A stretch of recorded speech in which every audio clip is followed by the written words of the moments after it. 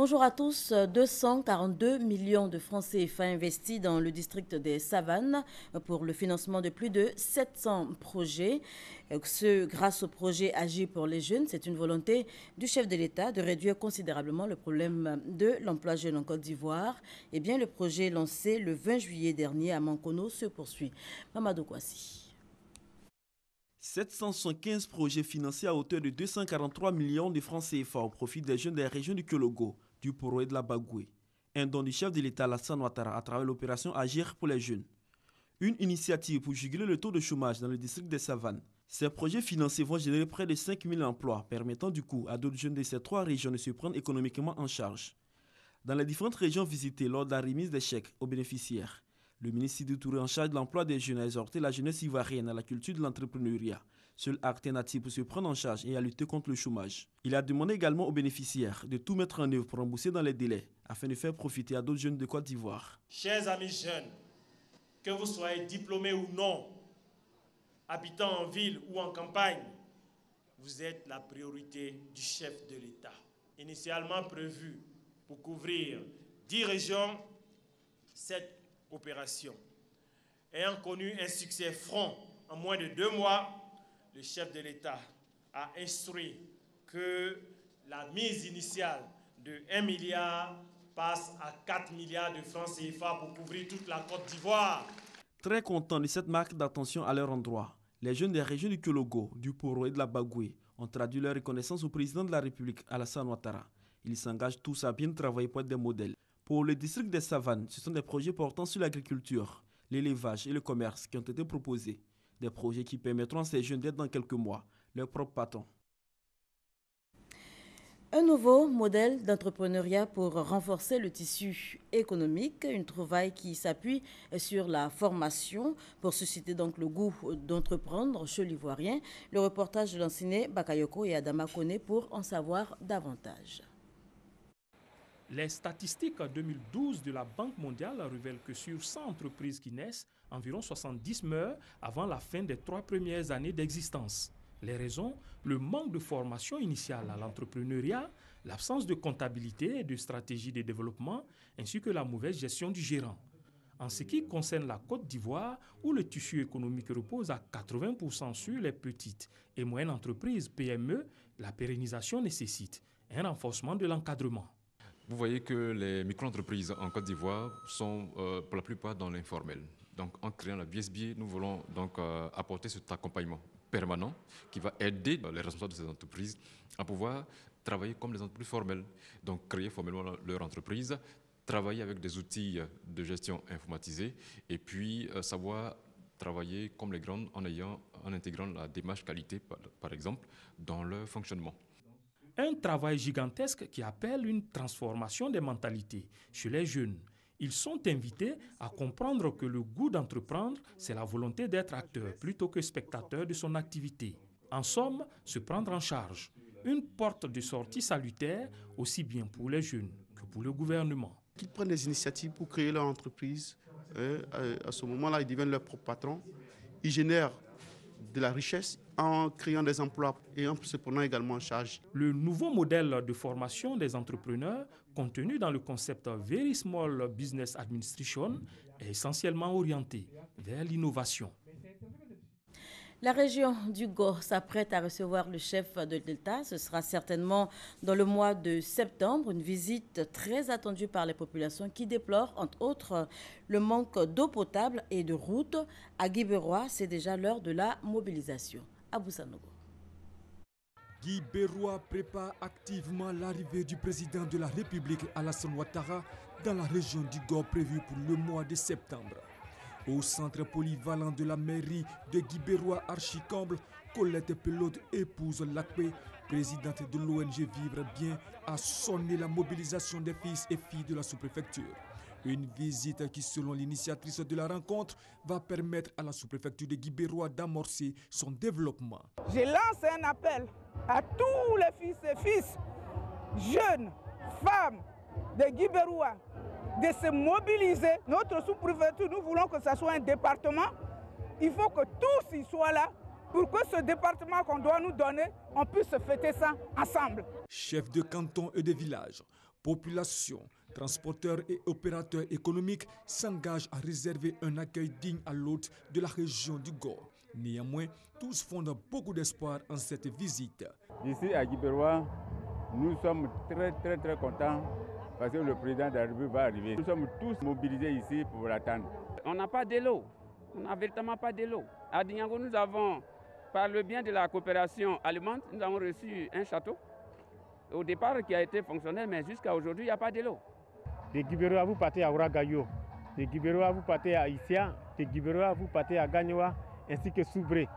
Mais les voies ne sont pas bitumées. C'est une grande joie pour nous, les opérateurs économiques de la ville. Depuis que nous sommes à Guibérois, c'est la première fois vraiment qu'on reçoit un président ici. C'est le sentiment de joie et de fierté que nous avons, parce que quand on dit que le président de la République vient chez vous, c'est que vous êtes considérés. Dans tous les cas, les populations de la sous-préfecture de Guibérois, toutes tendances confondues, attendent avec impatience la visite du chef de l'État Alassane Ouattara dans leur région. La jeunesse du canton Kriiri à Guibérois, centre-ouest de la Côte d'Ivoire, sensibilisée à la culture de la paix à quelques semaines de la visite du chef de l'État dans la région du Gor. Je vous le disais tantôt, le conseiller à la présidence en charge de la jeunesse y était. C'était le week-end dernier. Touré Mamadou a appelé la jeunesse de Kriiri au vivre ensemble et au travail. Ils sont venus de tous les villages et hameaux du canton Kriiri, en particulier de la sous-préfecture de Guibérois en général, pour célébrer la solidarité et surtout la cohésion qui règne désormais entre les différentes communautés de cette sous-préfecture. L'initiative est du collectif des jeunes solidaires du canton Kriiri. Le conseiller à la présidence en charge de la jeunesse et des sports, par ailleurs parrain de la cérémonie, félicite les jeunes pour leur initiative. Touré Mamadou souhaite que cette union et solidarité s'étendent à toute la région du Gor pour que les jeunes prennent véritablement leur place dans le processus de développement. La politique ne doit plus vous diviser. Vous avez certainement vos partis politiques, mais autour du développement, vous devez pouvoir vous retrouver.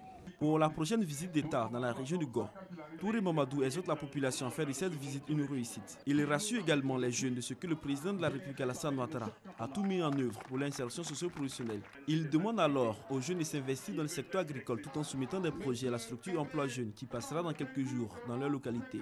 Les cadres et les chefs traditionnels sont engagés à cultiver la paix et à renforcer la cohésion qui règne déjà entre eux. Mais déjà, ils comptent s'investir pour la réélection du président Alassane Ouattara. Les meilleurs élèves et les meilleurs jeunes agriculteurs ont été distingués. Des encouragements pour inviter tout le monde à contribuer au développement de leur canton. Voilà un reportage signé Mamadou Kouassi. Aujourd'hui, 25 août, la Côte d'Ivoire célèbre la journée nationale de la solidarité. Solidarité nationale pour des élections transparentes et apaisées. C'est le thème retenu pour cette édition. À l'occasion, la ministre Anne-Désirée Ouloto a appelé les Ivoiriens à cette valeur cardinale qu'est la solidarité pour faciliter la cohésion sociale. Herman Diamia. La solidarité, un mot cher aux Ivoiriens.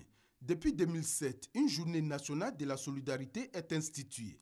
La célébration tous les 25 août de cette journée est l'occasion pour tous les Ivoiriens et les habitants de la Côte d'Ivoire de se rappeler la communauté de destin et d'intérêts qui les oblige moralement à s'assister les uns les autres.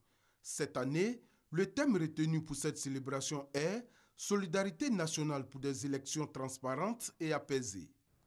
Ce thème évocateur de notre volonté commune de participer ensemble à la vie de notre nation est également une interpellation individuelle et collective quant aux enjeux électoraux que connaîtra notre cher pays.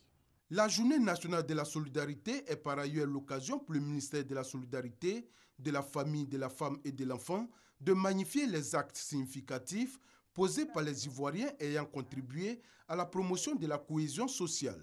C'est d'ailleurs au nom de la solidarité, selon Anne-Désirée Ouloto, que l'État assiste les personnes en difficulté, entre autres les victimes des pluies diluviennes, des incidents liés à l'insécurité dans l'ouest du pays et récemment l'indemnisation des victimes de guerre et de leurs ayants droit. Au nom du gouvernement, je voudrais vous exhorter à être chacune et chacun des artisans de solidarité et des vecteurs de cohésion sociale. Des acteurs clés de la réussite et de l'atteinte des ambitions de notre pays. Anne Désiré Ouloto rappelle que l'atteinte de l'émergence à l'horizon 2020 reste largement tributaire de la volonté des Ivoiriens d'avancer ensemble, de vivre ensemble, dans le respect des différences et des diversités. Conduire une voiture sans voir ni entendre, c'est possible. En Pologne, en tout cas, un rallye automobile destiné aux sourds et aux aveugles permet de transcender leur handicap et de briser les stéréotypes. Comment cela est-il possible? Regardez. Le conducteur de cette voiture qui zigzague n'est pas ivre. En revanche, il est sourd et aveugle.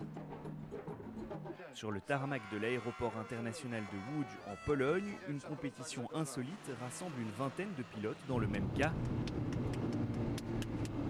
Chacun doit réaliser 2 tours chronométrés du circuit en étant guidé par un copilote valide. Sur les 19 participants, 12 n'avaient jamais conduit de voiture de leur vie et 7 l'avaient déjà fait avant de devenir handicapés. Certains sont totalement sourds et aveugles. Ceux qui voient ou entendent encore un peu portent des masques et des casques pour que tout le monde soit à égalité. Avant la compétition, les participants se sont entraînés pendant 2 jours. 3 auto-écoles intéressées par le projet ont mis à disposition un parking, 5 voitures et autant d'instructeurs. Ces derniers ont d'abord dû élaborer un langage basé sur le toucher pour communiquer avec les pilotes. Quand j'appuie sur la partie gauche de ton genou, tu tournes à gauche. Quand j'appuie sur la partie droite, tu tournes à droite. Quand je touche le haut de ton genou, tu redresses le volant et quand j'appuie, tu accélères. Quand je tire sur ton genou, tu freines. À tout moment, l'instructeur peut arrêter la voiture. Au fil des kilomètres, les pilotes sont de plus en plus en confiance, à l'image de Camilla, aveugle d'un œil et partiellement sourde. En bout de ligne droite, sa voiture atteint 50 km/h. C'est un sentiment étrange.